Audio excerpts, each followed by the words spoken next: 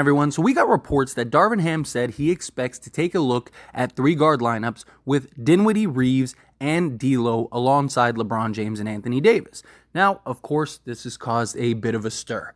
People have this perception of like, no, this is what everyone feared, Darvin Ham, right? He likes to run the guard units, and now it's going to be a disaster. I am actually personally totally okay with this.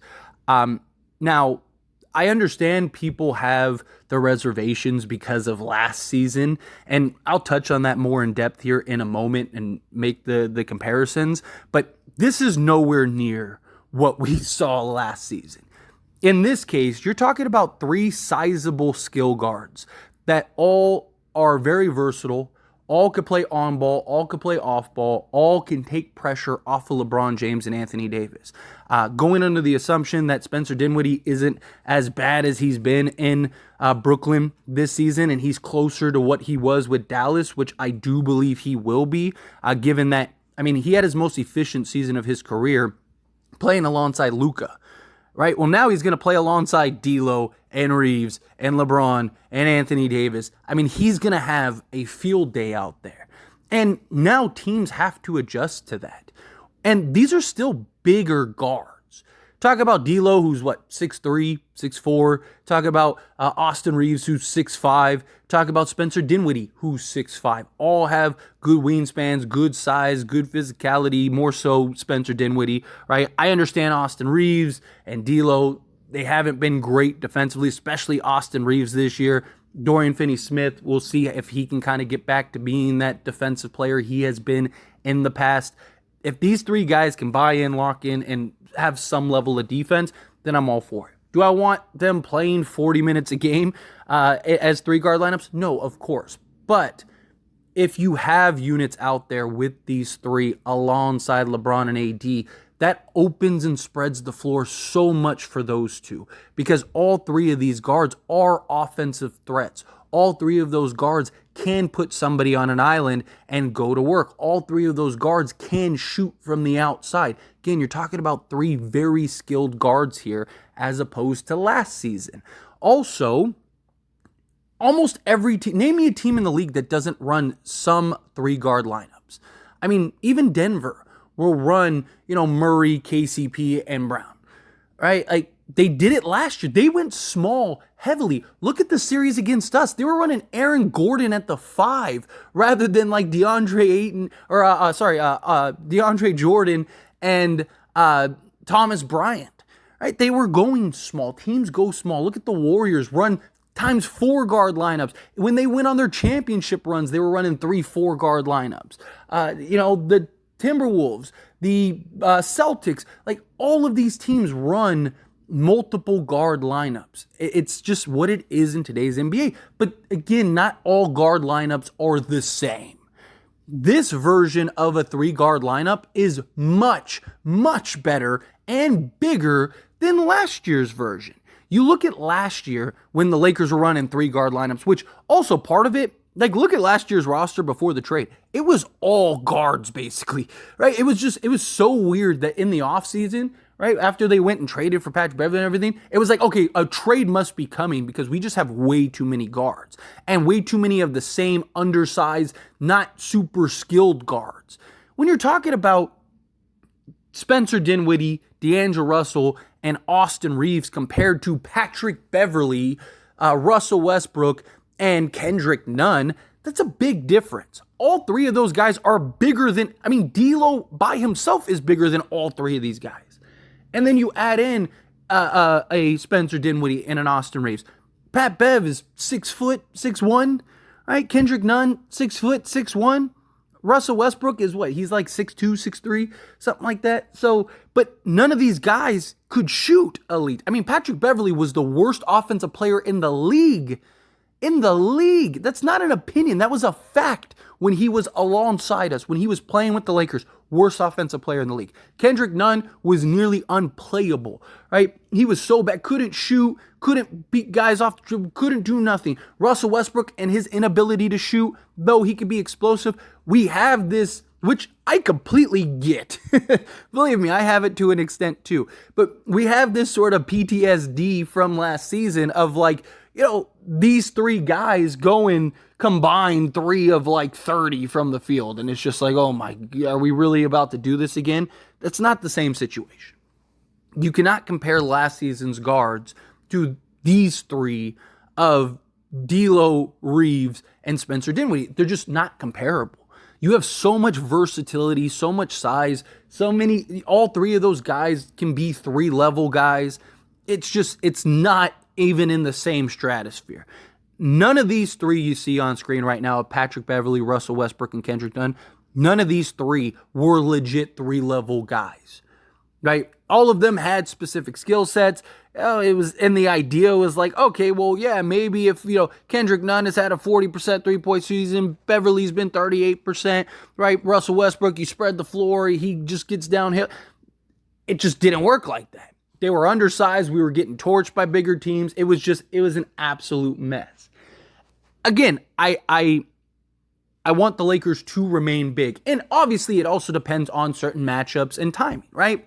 Lakers are a big team. They're bigger than most teams outside of like Denver.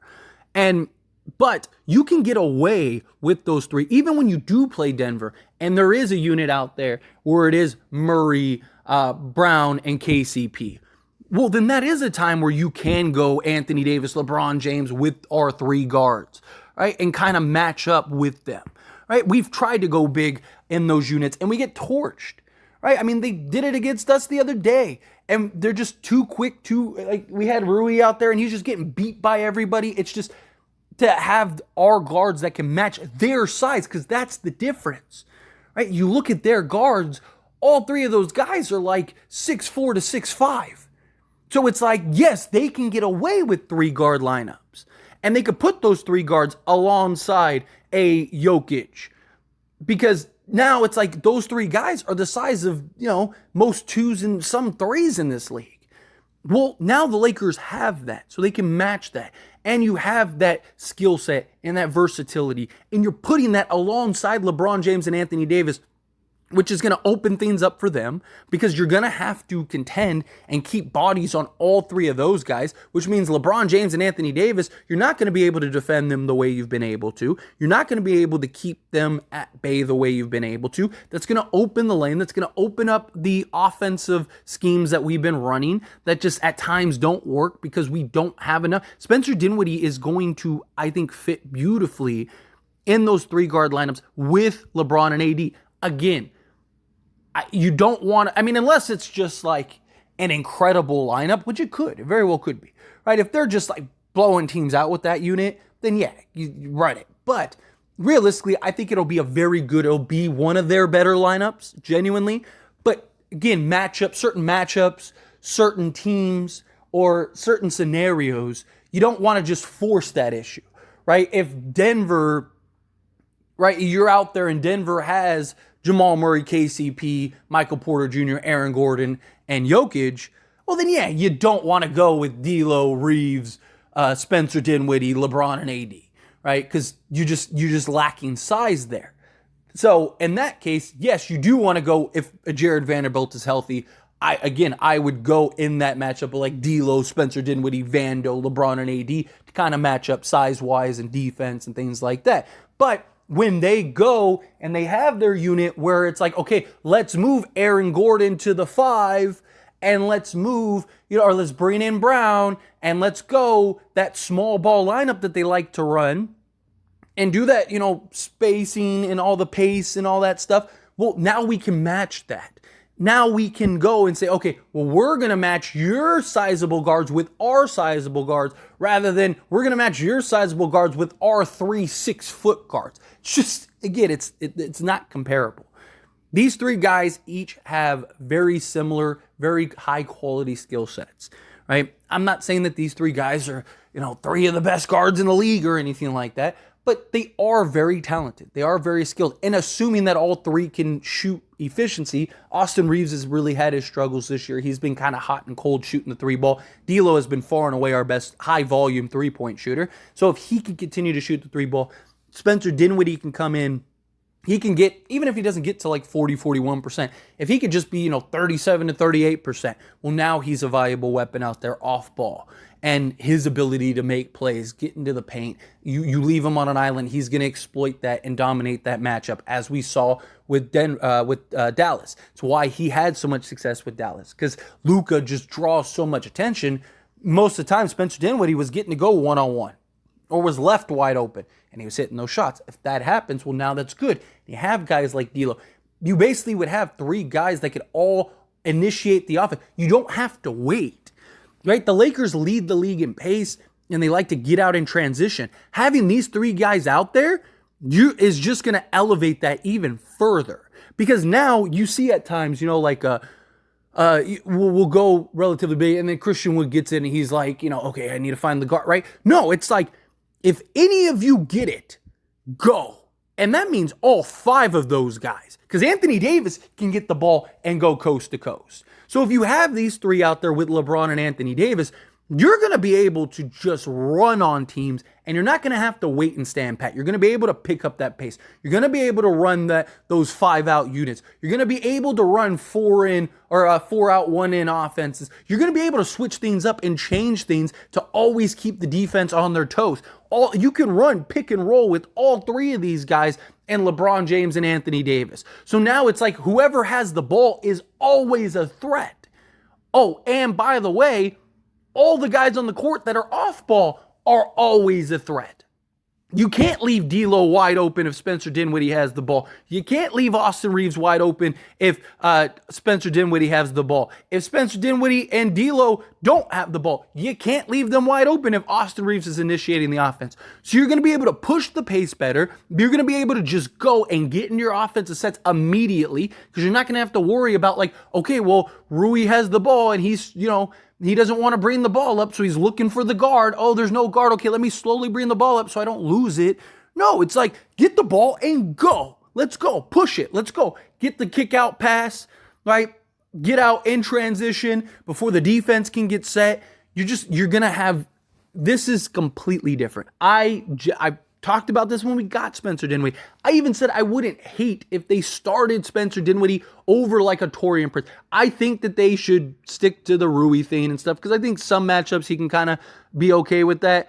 But, I wouldn't hate at some point if that is the starting unit until Vando gets back. Once Vando gets back, then I think you need to move him into the starting unit and then go D'Lo. Again, I personally would go Dinwiddie, LeBron, and AD. But if you want to keep Reaves for continuity or whatever, that's fine. I'm okay with that, right? Whatever they decide to do, I just think you need to get Vando when he gets healthy. If he comes back this year, I think he needs to be in the starting unit alongside your two guards, LeBron James and Anthony Davis. But in the meantime, I wouldn't hate the idea of having these three guys. Now, again, not against every matchup, right? Because there are some teams that have, like a 6. I don't want Spencer Dinwiddie guarding like a Jeremy Grant out on the perimeter, or like a Kevin Durant out on the perimeter. It just depends on the matchups. But some guys he could defend, some guys he get away with, even if they have like a 6'6", 6'7", sort of twitchier perimeter guy. Spencer Dinwiddie can hold his own against those guys. I'm not worried about that. But if it is, if you're playing Denver, I don't want him guarding Michael Porter Jr. because Michael Porter Jr. is probably running on him, right? He's just got too much size, too much length.